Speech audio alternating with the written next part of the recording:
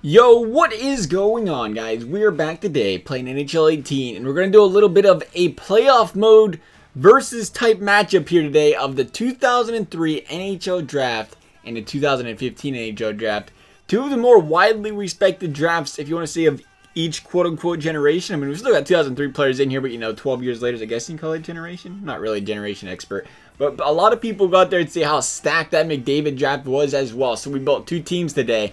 All players from the 2015 draft and all players from the 2003 draft. That's right. Good bailout right there. You seen that, right?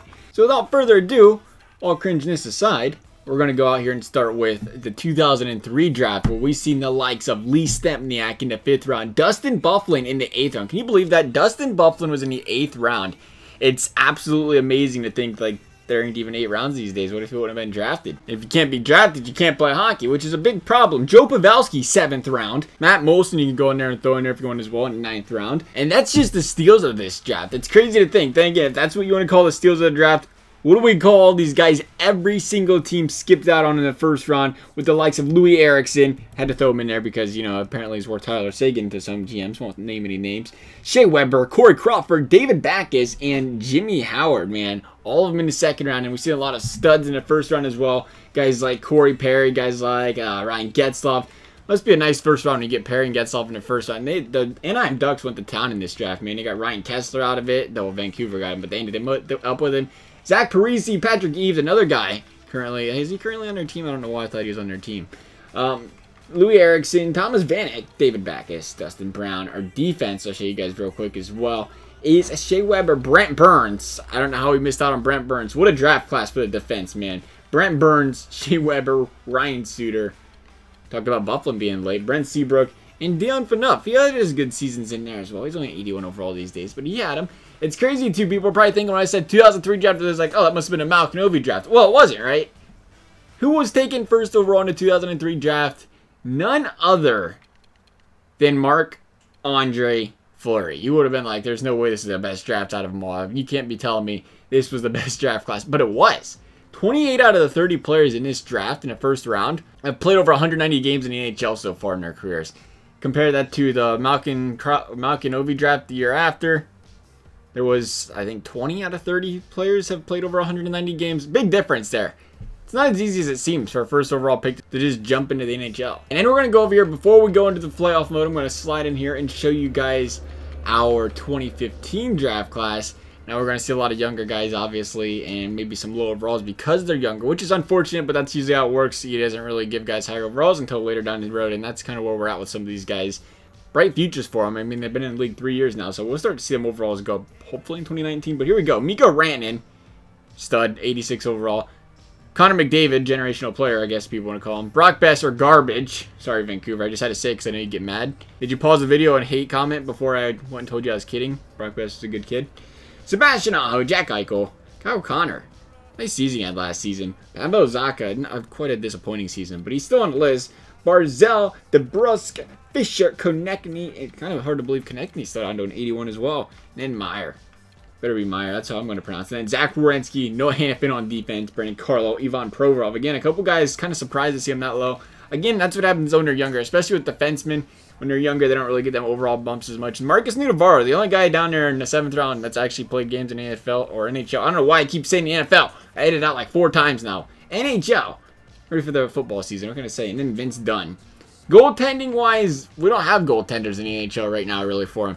I think Washington and New Jersey took the first 2 goalies. And the thing with goalies is we already know how they are. They don't really play until they're 25, 26. And this was 3 years ago. Typically, I should say 20, 23, 24, 25-ish range. So none of them made the NFL. Oh, man, my goodness, NHL yet. So we're going to just keep things balanced. We chose 2 88 overall goalies in Tuukka Rask and Jonathan Quick, even though they weren't drafted, so we could have a fair matchup here where we have goalies with 70-some overalls playing against the goalies with 88 overalls and a really good team. So let's go ahead here, jump into playoff mode, and we'll get the 7-game series underway. All right, here we go.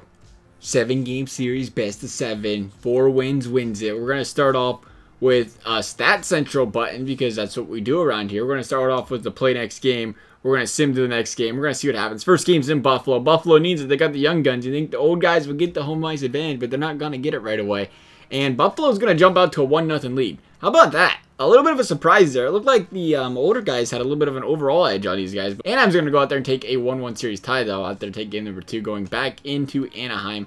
We're going to go ahead and simulate. Yeah, it's perfect. I always forget what button it is. I ain't done this in such a long time. Holy cow. Trying to get back into playing some NHL game videos, I guess. What can I say? We're going to simulate that first period real quick, though. Make it look real nice. Nothing happening. Nothing happening at all. How about period number 2? Oh, man. We got a 1-0 lead. Anaheim. Zach Parisi without the par. Let's go. Final period. 18 minutes left. Power play Buffalo. One thing I like about this is the fact that even though it's you know, old guys, young guys, there is that discrepancy in the fact that the older guys, like, they're quote unquote washed up by now. Not all of them, but you know what I mean, like they're not all 90 overalls in their prime, which is great because we have a lot of the younger guys that aren't in their prime as well, so it kind of balances out the overalls a little bit there as well. Looks like we're not getting much happening here though. Buffalo's got 6 minutes left to take a goal into the back of the net, or they're going to lose this game, and they aren't doing much right now. Oh, there it is. There's a goal. As soon as we bring it up, we got a goal. Pavel Zacha. End of the period. We're going into overtime. Pavel Zacha. I trash talked him earlier a little bit, and he's ready to go. Hit me up with that overtime. Who's getting a game winner? We're going Anaheim. We're going Buffalo. We're just not going to shoot all day, or what? Oh, there's a shot. Took 5 minutes into overtime to get a shot, and it was a great quality shot. A couple quality shots. Anaheim's all over him, though, now. It's over, though. I lied. Anaheim's not all over him. Buffalo. Oh, he is. Not. Buffalo. What do you got? What do you got here, Buffalo? Mikko Rantanen with the stinger from the red line. 2-1 series lead. 2-1 win. We're going to game number 4. A little tighter than I thought we was going to be here. Let's go. Hand me the game number 4. Period number 1 is over. And there is no goals once again. Defensive battle right here. It's looking good. 1-0 Anaheim once again going into the third period. Anaheim did this before, and we've seen what happened. They got into the third period, and they just couldn't shut the door on these guys. And once again, they couldn't shut the door. I didn't have time to go and look at the goals. Anaheim's already given up goals. You can't let them shoot right there and not expect that to go in. Another goal, Buffalo. Pavel Zacha, Matthew Barzal. Zacha's got something on his chest, man. He is not happy about that season he had last year. He's not happy about me saying he didn't have a good season. Power play Anaheim, not much going. No, it looked like that goal was by Parisi in the second period again. Bunch of ex and current Devils out here making big contributions to this 1v1 series, if that's what you would like to call it. And that is looking like that's all we're going to see. 2-1. Man, Buffalo is just getting manhandled. Look at the shots. They've got nothing really at all. Buffalo's just the goaltending. There's another goal. Is Johnny Quick carrying him or what? Connor McDavid, you can't stop McDavid. Buffalo's up 3-1. I mean, what do you expect? Look where these shots are at, boys. Come on, Shea. That's not Shea Weber and Brent Seabrook like, or Brent Burns. 3-1 series lead Buffalo. Going back into Buffalo. Buffalo can take the series right now. A big fight and a big surprise by Buffalo. You would have seen the overalls by the Ducks. In the 2003 boys, you would have been like, easy win for the Ducks. It's not looking like it. Once again, though, 1-0 lead for the Ducks. Going into the second period this time. Corey Perry. Nice shot by Corey Perry. Nothing doing in the second period. The Ducks got to hold them off. 2 straight games now, they've had a 1-0 lead. 2 straight games now, they've blown that 1-0 lead and lost the game. So we're going to see if they can hold them off this time or not. Buffalo's all over them early. Up, still all over them. Provorov from the point. Patrick Eaves, nothing going so far, nothing going at all. We're going to speed this up a little bit. I'm feeling a Ducks win. We got time to speed up a little bit. 10 minutes left. Oh, point blank range save. David Backus. That wasn't David Backus. Learn your shots. Corey Perry. There's another goal. Corey Perry made a big old freaking goal. Oh, it's over now. They're pulling the goal. They're panicking. That's it. Ryan Kessler. Zach Parisi. Once again, the shots and the angles these guys be letting goals in on. Not very satisfactory right there. 3-2 series lead, though, for Buffalo. Let's go into game number 6. Take it quick. Oh, man. 3-1 Buffalo early.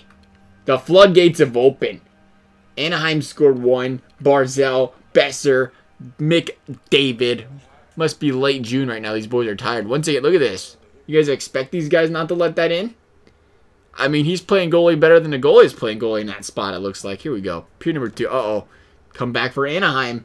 Louis Eriksson, Eric Stahl. We got a nail-biter going into the third period. Tie baseball game. Bring it in. What do we got here? Nothing. No. Oh, power play goal. Regular goal. Buffalo. Meyer on Fleury. 4-3, Buffalo. Not a lot of shots going for 5 minutes. And point-blank range saved by Jonathan Quick. Or on Marc-Andre Fleury. Jeez, smashing out. I got to get my colors right. The thing popped up right there. I thought that's where it came from. But Aho on Fleury, man. Fleury's making some big saves. Anaheim's all over these guys, though. Once again, the shots 5 to up. I had to bring it up 5-5. Even shots. 5 minutes left. Anaheim's got 5 minutes left to go out there and prove these old little turds, old studs, to be fair, are going to go out there and be better than a 2015 team. But it's not looking good for them. Anaheim's going to blow it. They didn't really blow it. They was never really up. Anaheim blew 2-1-0 leads. They started out down 1-0 in the series. And the 2003 draft class, according to NHL, is worse than the 2015 one. And they're still growing. Of course, we got some guys in the 2003 draft class that aren't in their prime anymore. What are you guys thinking? I know there's going to be a lot of different opinions on that one. Is the 2003 draft class even touchable compared to 2015? We're still too early. Right now, though, you got to go 2003, am I right? Like I said, we're too early. Got a lot of guys that didn't even touch the ice there. They've only been in the league, what now, 3 years? Otherwise, though, guys, let me know. As always, hope you enjoyed the video. Thanks for watching. We'll see you next time.